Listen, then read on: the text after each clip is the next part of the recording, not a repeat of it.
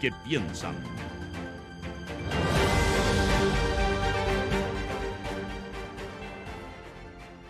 Bueno, queremos conversar sobre este asunto y saludar a esta hora de la mañana a la diputada por la región de Antofagasta y militante de Revoluciones Democráticas, Catalina Pérez. ¿Cómo está, diputada? Muy buenos días. Gracias por poder conversar esta mañana. Hola, Patricia. Muy buenos días. Muchas gracias por la invitación. No, muchas gracias a usted, diputada. Bueno, a ver, partir con lo siguiente. Existen algunos análisis que incluso provienen desde el sector al que usted pertenece, de que el oficialismo en general y el gobierno en particular han terminado más bien ejecutando o implementando o cediendo a la agenda sobre seguridad pública de la derecha. ¿Qué podría decir a ese respecto? Primero que es importante poner en la agenda y en el debate público las propuestas que desde el gobierno se están levantando. La semana pasada yo lamenté mucho cómo pasó desapercibido el gran acuerdo nacional en materia de seguridad que el presidente de la República suscribe, por ejemplo, con alcaldes y alcaldesas y también con gobernadores, que establece una serie de medidas para hacerse cargo de la crisis de seguridad que hoy día tenemos en nuestro país. Me parece que el proyecto que hoy día el gobierno presenta como reglas de uso de la fuerza es un proyecto orientador en términos del debate del accionar de carabineros. Tenemos otras ejes de trabajo como por ejemplo el control de armas, más de 61.000 armas inscritas que hoy día no sabemos en manos de quién están y son utilizados por el narcotráfico y la delincuencia para atormentar nuestras poblaciones. Pongamos el acento allí. Los 1.500 millones de dólares que el presidente anunció para mayor equipamiento y refuerzo del accionar de carabineros. Nadie podría decir que no hay agenda. Lo que necesitamos es que esa agenda esté en el debate público, que podamos desde oposición y oficialismo poner ideas con mayor profundidad sobre la mesa, que no se banalice el debate de seguridad ni se caricaturice a los sectores políticos de lado y lado y que más bien podamos dar una respuesta efectiva y eficaz a lo que todos reconocemos hoy día es un fenómeno nuevo en Chile de criminalidad y frente al cual tenemos que estar todos, trabajando, respondiendo para que finalmente la democracia y la política operen en lo que tienen que hacer, que es solucionar los problemas cotidianos de la vida de las personas. Sí. Bueno, esta agenda que usted describe, diputada, que es más compleja, que tiene más aristas, que apunta a distintos temas, ¿ha sido, en su opinión, bien defendida, bien puesta en el debate público por los oficialismos o por el oficialismo?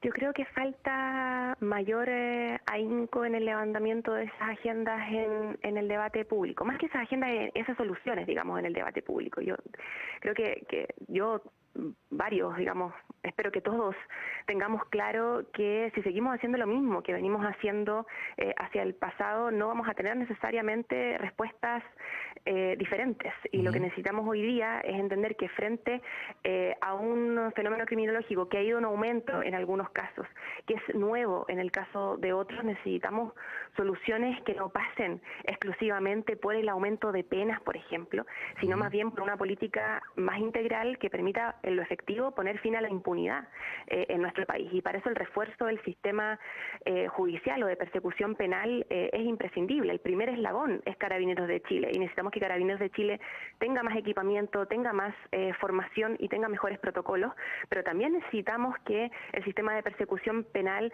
con, por ejemplo, los fiscales sean o estén a la altura de llevar investigaciones que nos permitan desbaratar bandas organizadas o detener al delincuente habitual. Y para eso, por ejemplo, necesitamos mayor contratación de fiscal. Entonces, si dejamos de ver el sistema de persecución penal en su integralidad, dejamos de proponer soluciones que abarquen toda la cadena de persecución del delito. Y para eso necesitamos un debate con altura de miras, un debate de Estado, un debate que acentúe los acuerdos y sea capaz de, sobre la base de acuerdos mínimos, desplegar diferencias con altura de miras, proponiendo soluciones y no caricaturizando al frente o buscando medidas que son muy efectistas, pero poco efectivas a la hora de combatir lo que necesitamos combatir, que es la delincuencia, el crimen organizado o el narcotráfico. ¿Usted ha quedado tranquila con cómo quedó redactada la ley Nain Retamal? O sea, No, sabemos sí. que votaron en contra, ¿no? Pero bueno, finalmente no se faltece tampoco, la ley está como está, ¿no? ¿Cómo la percibe ahora que ya han pasado algunos días de esos días que nosotros también describimos, diputada, como febriles, donde había como un apuro por promulgar, por votar, en fin? Yo creo que vamos a ir viendo los efectos de la ley en la medida en que nos vamos enfrentando también al caso a caso. Nosotros teníamos dos grandes aprensiones respecto a la ley. Una que tenía que ver con las normas de legítima defensa privilegiada, donde a nuestro juicio se traspasaba la carga de la prueba desde la víctima, o sea, desde, digamos, el victimario a la víctima. Quien utiliza la legítima defensa hoy día no tiene que probar sus presupuestos porque ellos se presumen, sino más bien es la víctima la que tiene que probar que esos presupuestos no concurrieron, y eso nos parecía complejo.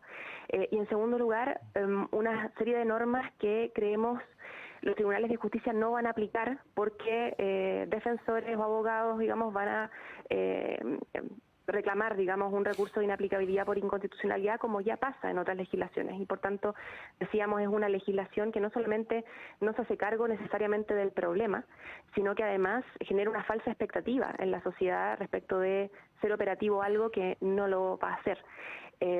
La ley, sin embargo, junto a un paquete de medidas, ya se promulgó, por tanto, ese debate en lo legislativo se cierra y queda conocer la jurisprudencia que tribunales va a aplicar al respecto, pero queda sobre todo en el debate público, en el debate legislativo, evaluar nuevas medidas que realmente protejan a Carabineros para que Carabineros pueda hacer su trabajo garantizando seguridad para los vecinos y vecinas. Pero en eso tenemos que hablar de nuevos protocolos, tenemos que hablar de más equipamiento, tenemos que hablar de mejor formación, que parecen ser elementos del todo sentido común, que más bien están ausentes del debate público por este tipo de leyes efectistas que no necesariamente van a cumplir el objetivo esperado por la ciudadanía. Y ahí el problema es que se degrada la democracia, que se degrada la política como una política al servicio de la solución a los problemas que hoy día experimenta la población, y eso es muy grave, sobre todo en momentos como este. Sí, pues bueno, uno ve, diputada, que la ciudadanía, o aquí hay una construcción de discursos en el cual se le dice a la ciudadanía que si se implementa una determinada ley va a mejorar el problema, ¿no? Esto ocurrió con la ley Naín Retamal. Ahora se está diciendo si se implementa el estado de excepción va a mejorar el problema. Y los expertos nos previenen una y otra vez, bueno, cuando se les escucha, porque este es uno de los problemas de este debate, que no se les está escuchando en general en el sistema político, que no existen soluciones mágicas para esto, que la situación no va a cambiar muy sustantivamente de la noche a la mañana, que un gobierno no tiene una varita mágica ni una capacidad superior al anterior ni al que viene para resolver este problema automáticamente. Entonces, parece que se instala una suerte de contradicción entre las expectativas de la población y lo posible, ¿no? Una suerte de zanja ahí que a veces es cavada por algunos sectores políticos también. ¿Qué reflexión podría hacer sobre esto? Porque bueno, no, podemos hablar y preocuparnos mucho del tema, pero tiendo a pensar que decirle a las personas que nos están escuchando que el tema se va a resolver porque hoy día se hace tal o cual cosa sería engañar, ¿no? Sería decir algo poco razonable. Pero sin embargo, así está funcionando el debate político en Chile. ¿Cómo lo ve? Sí. Creo que es un escenario muy complejo, porque creo que habitamos un momento de mucha incertidumbre económica, incertidumbre política, incertidumbre democrática, un momento donde las claridad o las expectativas muy definidas, digamos, por parte de la ciudadanía se ponen en cuestión, no hoy día, sino que hace un par de años ya en Chile. Entonces, cuando tú le sumas la incertidumbre en materia de seguridad pública, terminas aumentando una permanente sensación de malestar, digamos, frente al sistema, que, ojo, les pega a todos, o sea, les pega al gobierno abuchado en el funeral, pero también le pega a la oposición acusada de estar del lado de la ONU, por ejemplo, porque y parece ser que tenemos finalmente un sistema democrático, un sistema de justicia que no da respuesta a ese malestar, que genera una sensación de impunidad frente al delito, frente al abuso, donde se ve abandono de los territorios, y eso nos golpea a la democracia, golpea a todos los sectores de oposición y oficialismo. Ojo, esto no es algo que golpea al gobierno, esto es algo que golpea a la política, que golpea a la democracia. Entonces, la reflexión que uno hace es, o nos sentamos a pensar todos juntos cómo generamos soluciones distintas para poder enfrentar adecuadamente este problema, o nos sentamos a esperar cómo el delito inunda nuestras poblaciones, la democracia no hace sentido y por tanto eso genera un caldero de cultivo para salidas autoritarias o para salidas populistas que no se hacen cargo del problema ni de uno ni del otro, digamos, porque no entregan seguridad o tranquilidad ni en materia de seguridad pública, ni en materia democrática, ni en materia política, ni en materia económica. Entonces, De eso yo hablo cuando hablo de la necesidad de que ciertos debates sean una política de Estado, que tengamos capacidad de trabajar algunos mínimos civilizatorios en materia de seguridad social, y creo que para eso, por ejemplo, era fundamental la reforma tributaria, en materia de seguridad económica, y para eso debiésemos trabajar en medidas conjuntas para combatir, por ejemplo, la inflación, en materia de seguridad pública, y este debate debiese tener ese cariz, y también en materia constitucional, creo yo, en materia institucional, que creo que algo de eso se hizo con este segundo acuerdo constitucional que abrió este segundo proceso, pero creo que debiese ser parte de una conversación más menos permeada por la coyuntura, digamos, que nos permite, insisto, dar una respuesta real en momentos de incertidumbre, que la democracia y la política den una respuesta real en momentos de incertidumbre. Creo que eso necesitamos hoy día. Si estamos conversando a esta hora de la mañana con la diputada Catalina Pérez, diputada, ¿cuál es su opinión sobre el estado de excepción? Bueno, se discutió antes sobre la macrozona norte que usted representa, se habla ahora sobre la región metropolitana, pero algunos agregan y en el resto del país, ¿no? ¿Cuál es su opinión sobre la efectividad de una medida como esta para enfrentar la delincuencia y el crimen organizado? El estado de excepción tiene aplicaciones y resultados distintos en función de cada uno de los territorios. En el norte, por ejemplo, la infraestructura crítica, el proyecto de infraestructura crítica o la institucionalidad más bien de la infraestructura crítica nos sirvieron para responder al problema de ingresos irregulares en frontera. El estado de excepción en el sur de Chile nos sirvieron para disminuir cerca de un 40% los delitos en zonas rurales, por ejemplo.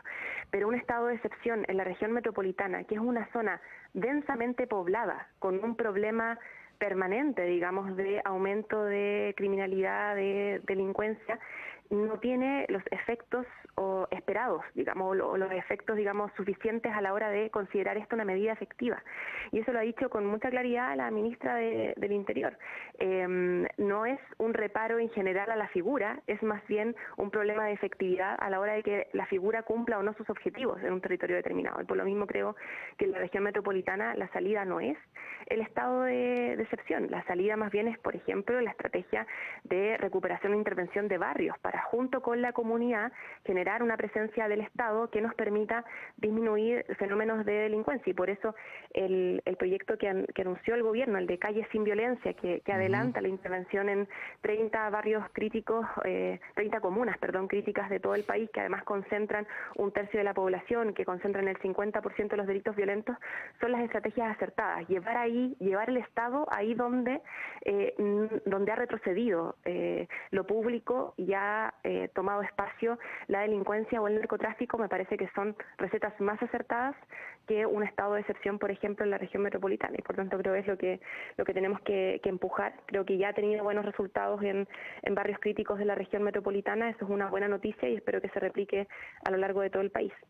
Sí, diputada, bueno, dos preguntas en uno. ¿Qué duda cabe que en este tema la figura fuerte del gobierno ha sido la ministra del Interior? Quería preguntarle por su opinión respecto a cómo la ministra Toá ha enfrentado el tema, pero aquí viene la segunda pregunta que está entrelazada con la primera. Se ha visto un presidente que en este tema ha aparecido muy puntualmente, una, dos veces, en el funeral, por cierto, pero que no ha estado en la primera fila del tema, sino en la segunda. Algunos dicen incluso en la tercera. ¿Qué decir sobre estas dos cosas? Yo creo que el presidente, los ministros y los subsecretarios tienen todos roles diferentes a la hora de enfrentar o de proponer, digamos, política pública. El presidente es un liderazgo de Estado que está presente, vigilante, orientador de la política que debemos llevar no solamente en materia de seguridad pública, sino que también en materia de seguridad social, en materia de seguridad económica. La ministra del Interior ejerce el liderazgo y la conducción en la agenda de seguridad, y sus dos subsecretarios, Manuel Monsalve, subsecretario Vergara en prevención del delito, ejecutan políticas en sus diversas áreas que nos permiten hoy día evaluar buenos y malos resultados para corregir o para insistir en determinadas agendas. agendas. Y me parece que en eso se ha visto un equipo robusto. Hace un par de días conversaba con el subsecretario Vergara, por ejemplo, del aumento del 65% del presupuesto para labores preventivas a nivel municipal. Eso también fue parte, por ejemplo, del acuerdo transversal en materia de seguridad que se suscribe con municipios y gobiernos regionales, que de hecho debiese ingresar un proyecto a ley para aumentar las atribuciones y fortalecer el rol de los municipios en materia de seguridad. Otro tanto ha hecho el subsecretario Monsalve. Entonces me parece que en esto hay que jugar en equipo, hay que jugar con liderazgo, hay que jugar con coordinación con las diversas instituciones del Estado para poder dar esa respuesta efectiva que los vecinos y vecinas esperen de nosotros. Diputada, bueno, sabemos que tiene en algunos minutos que irse a otro compromiso, así es que para finalizar esta conversación y sacándola un poco de este tema, llevándolo a otro, ¿coincidió o quizás no fue una coincidencia estas declaraciones de los alcaldes Bodanovich de Maipú y Ríos de Ñuñoa, ambos de RD, haciendo énfasis en que el sector no estaba preparado para gobernar? Usted ya ha señalado que no está de acuerdo, pero bueno, ahí quería preguntarle dos cosas. Primero, ¿qué hubo ahí? ¿Es una minuta? ¿Es una coincidencia? ¿Cómo es que prácticamente al mismo tiempo dos alcaldes importantes de la región metropolitana dicen lo mismo? Y lo segundo, a ver si se puede explayar sobre el trasfondo de por qué no le parece una declaración como la que acabamos de mencionar. Primero porque creo que la situación que está viviendo el país y las respuestas que estamos teniendo desde lo público no están condicionadas por experiencia más o experiencia menos, capacidad más o capacidad menos. Están condicionadas por un fenómeno que digamos, atraviesa nuestro país de manera muy fuerte y que requiere una respuesta distinta a la que ha tenido cualquier gobierno. Estamos en un momento excepcional, digamos, en términos de cómo enfrentar, o en un momento de inflexión, más bien, respecto de cómo enfrentar esta incertidumbre generalizada de la población después de una pandemia, después de un estallido y fenómenos delictuales nuevos como los que hemos visto avanzar durante los últimos años en Chile, y para lo cual ningún gobierno, digamos, ha sabido dar una respuesta completamente efectiva. Y creo que la constatación de hecho es que hoy día estemos en la posición en la que estamos. Por tanto, creo que lo que espero hoy día la ciudadanía de nosotros es que más bien nos pongamos a trabajar, que seamos capaces de poner agendas sobre la mesa, que seamos capaces de enfrentar complejidades como las que hoy día tenemos con una política de Estado, no apuntándonos del lado y lado respecto de los errores del contrario. Me imagino que nadie piensa que ha hecho todo perfecto, ni en este gobierno ni en los gobiernos anteriores, pero sobre todo poniendo por delante los acuerdos, la profundidad del debate y la altura de miras para ofrecer respuestas y soluciones a lo que hoy día aqueja a nuestros barrios y poblaciones, como es la inseguridad, como es el abandono del Estado, para avanzar en recuperación de esos espacios, para avanzar en recuperación del territorio con la comunidad y desde lo público. Sí, bueno, el tema que ha abarcado casi toda la entrevista es un tema que es deseable complejizar, no simplificar. La simplificación al final es un autoengaño, y creo que ahí los medios de comunicación tenemos un rol también en ayudar a explicar y a entender. Bueno, y en ese espíritu obviamente le queremos agradecer a la diputada Catalina Pérez. Diputada, muchas gracias, que tenga un buen día. Muchas gracias por la invitación, un abrazo grande y siempre es un gusto conversar con Radio Universidad de Chile. Gracias, diputada, que esté muy bien. Chau, chau. Ahí estaba Catalina Pérez, representante de Revolución Democrática, eso quiere decir del Frente Amplio por la región de Antofagasta, haciendo sus planteamientos sobre el actual escenario en el tema de la seguridad pública, la agenda del gobierno, las agendas, ¿no? Hay una construcción de relato que viene desde Apruebo Dignidad, según la cual el gobierno tiene que salir a defender su agenda de seguridad pública y no necesariamente encarnar así tan rápido la agenda de